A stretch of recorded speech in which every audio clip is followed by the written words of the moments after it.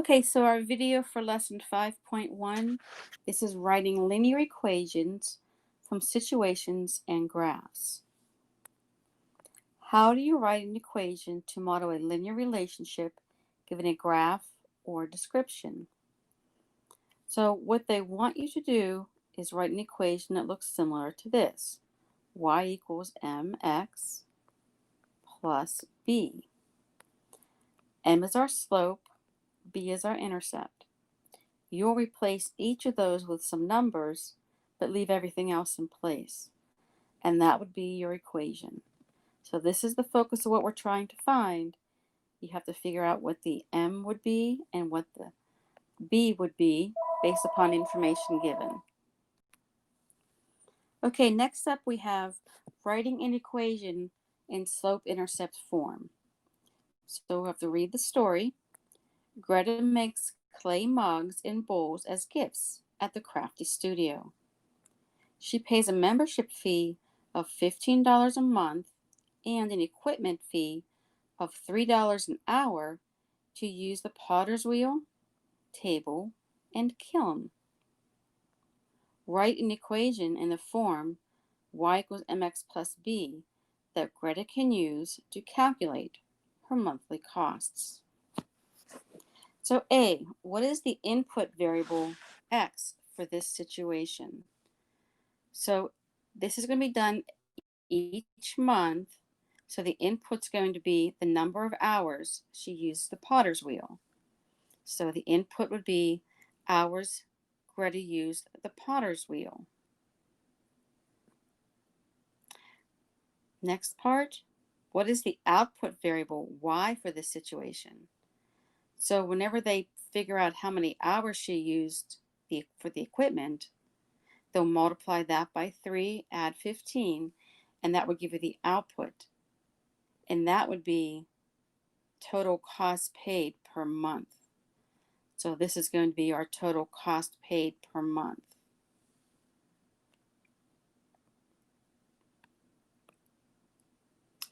During April, Greta does not use the equipment at all. What will her number of hours be for April? So if Greta does not use the equipment at all, her number of hours would be 0. What will her cost be for April? Well, for April, since Greta didn't use the equipment, she only owes her fee of $15. What will the y-intercept be in this equation? And that would also be $15 because that's where we start. Part C, Greta spends 8 hours in May for a cost of $15 minus 8 times $3. So let's figure out how much that's going to be. 8 times 3 is 24 plus the $15, so it looks like that'll be 39. In June, she spends 11 hours, so 11 times 3 is 33 plus her $15, and that'll give her, of course, $48. From May to June, the change in the x-axis. So here's May and here's June. The change in the x-axis. So he went from 8 hours to 11 hours. So the change was 3. From May to June for the y. So here's May cost, here's June cost. So this went up by $9. What will be the slope m in the equation? So slope is 9 over 3, and that would simply equal 3. So what's the value? Right in the equation. So y equals, her slope was 3x, plus her 15. So it said that she was going to pay $15 for each of those hours. What's the y-intercept? 15, 15. What's your slope? 3. Let's go over example 1 here. So we have a video club charges a one-time membership fee plus a rental fee for each DVD borrowed. Use the graph to write an equation in slope-intercept form to represent the amount spent Y on X DVDs. So the amount that you spend is Y. The number of DVDs that you rent is X. So the X is controlling how much you spend. The amount of DVDs controls how much you spend. Choose 2 points on the graph and find slope. So they chose 0, 8, and they chose 8, 18. Now, one of the reasons why they chose these points is you see how these are intercepted, these green, blue lines intercept right there, they cross over. That's an easy spot to figure out what numbers to use. Things that don't fall in one of those intersections are difficult. So you label each point x1, y1, x2, y2. Here's your formula. Replace it, simplify it, and they put it down to a decimal, 1 25/100. So if you recall in class, we just simplified our fraction and we ended up with 5/4. Read the y-intercept from the graph. Well, you look along the y-axis, and when you see the line touching, that's your y-intercept, and that is at 8. So put that together. You need your slope, you need your intercept, put them together, and there's your equation.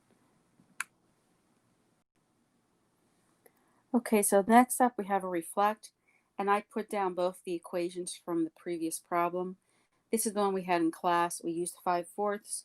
We didn't convert it into a decimal like the book did. So I just put them both down.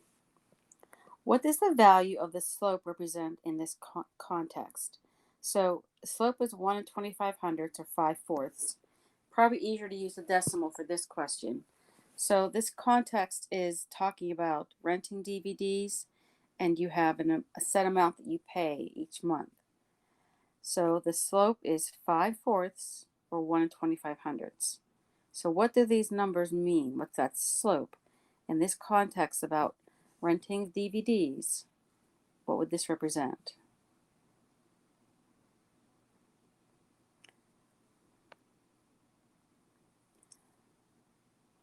So the DVDs cost $1.25 per rental.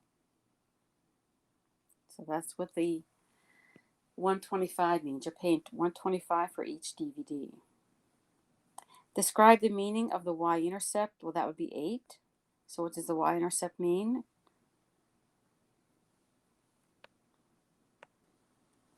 Okay, so if you recall from the problem itself, you had that $8 that paid each month. So the 8 is going to be the monthly membership price. So the y-intercept of 8 represents the monthly membership price of $8. Okay, so this is the your turn problem. Please read it very carefully. You have a graph that can also help you visualize what's going on. They want you to write an equation in slope-intercept form to represent the situation. So take your time. So this is what I came up with. $25 gift card is what you have. It's what begins. You get the gift card first. You get the gift card first. Then money starts coming off of it. So the money's being deducted from it, so that's subtraction or negative, and it's coming off at $2.50 each time. You could have a 0 in here, but I don't. But this is the way your equation should look. If there's a 0 between the 5 and the x, that's okay. Okay, next one up, we're going to find the slope between the points 6, -7 and 4, -3. So the first thing I want to do here is to label them x1, y1, whoops, x2, y2. And then We're going to use our formula, which is available to you at any time. And let's plug these in. So the y2 number is -3, and there's subtraction in the formula. Cross that off, I used it. The y1 number is -7, cross that one off. The y2 number is 4. There's subtraction in the equation. And then the y1 number is 6. I don't use subtraction, so I change signs, change operations. -3 plus 7 would give me -4. 4 plus -6 would give me -2. A negative divided by negative is positive, and 4 divided by 2 is 2. So your slope here is going to be +2. Just a little reminder of how to find these. Okay, the next example is done for you already in the book also, but I'm still going to do the whole thing. I kind of wiped everything out. Okay, the rent charge for space in an office building is a linear relationship related to the size of the space rented. So the linear relationship, if you were to graph it, would make a line. And depends upon how much square footage that you rent, it controls the price. So the more square footage you rent, the higher the price. Write an equation in slope-intercept form for the rent at West Main Street office rentals. So here we have a picture, like an ad, and they say that if you rent 600 square feet, that would be $750. 900 square feet would be $1,150. So when you see the word step, this is not something that they're going to tell you to do. It's something you have to remember to do. Identify the input and output variables. So the input variable, which is the x, is going to be the square footage of the floor space. So you have to know how much floor space that you're going to rent before you know how much you're going to pay. The output variable is the monthly rent. So once we figure out how much space we're going to rent, we can figure out how much it's going to cost us. So these are just examples. Your square footage could differ, but it gives you an idea what they charge. So we want to find the slope. And to find the slope, you're going to have some points, just like we did in the last example. So this is going to give you your ordered pairs. You're going to have 600. If you rent 600 square feet, you'll pay $750. Remember I said how the square footage controls the rent, so the X number comes first. If you rent 900 square feet, you'll have $1,150 of rent to pay each month. So X1, Y1, X2, Y2. Plug them in the formula. 1150 for my Y2. Take away 750, my Y1. 900, my X2. Take away 600, my X1. So 1150 minus 750 will give you 400. 900 minus 600 is 300.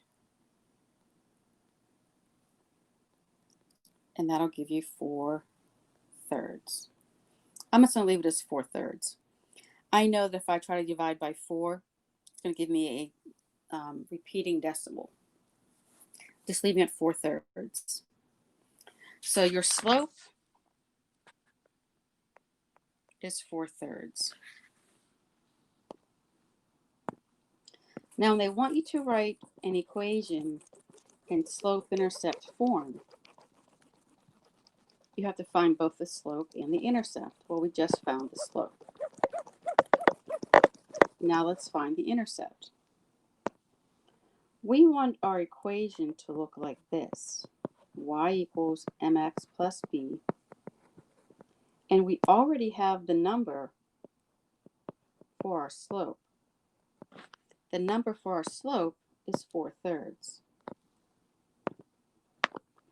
The b is what I want to try to find. This is my missing variable. I want to try to find this. So I have to find a y and an x to plug in here. Well, here they are. This is an x, and that's its corresponding y.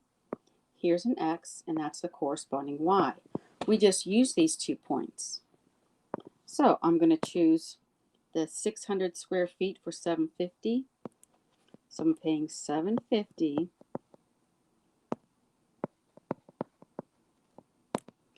for my 600 square feet, and I'm going to use that to find b. So 4/3 times 6. Well, I can reduce this. I can go 3 into 3 once, 3 into 600, 200 times. 4 times 200 is 800.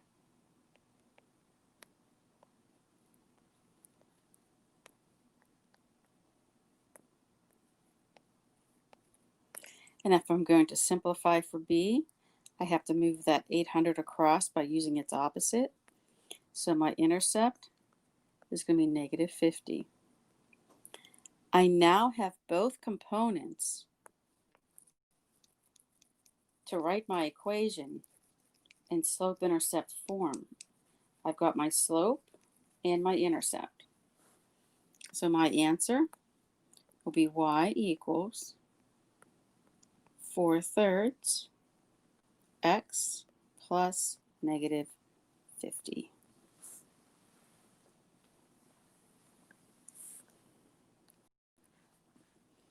All right, reflect.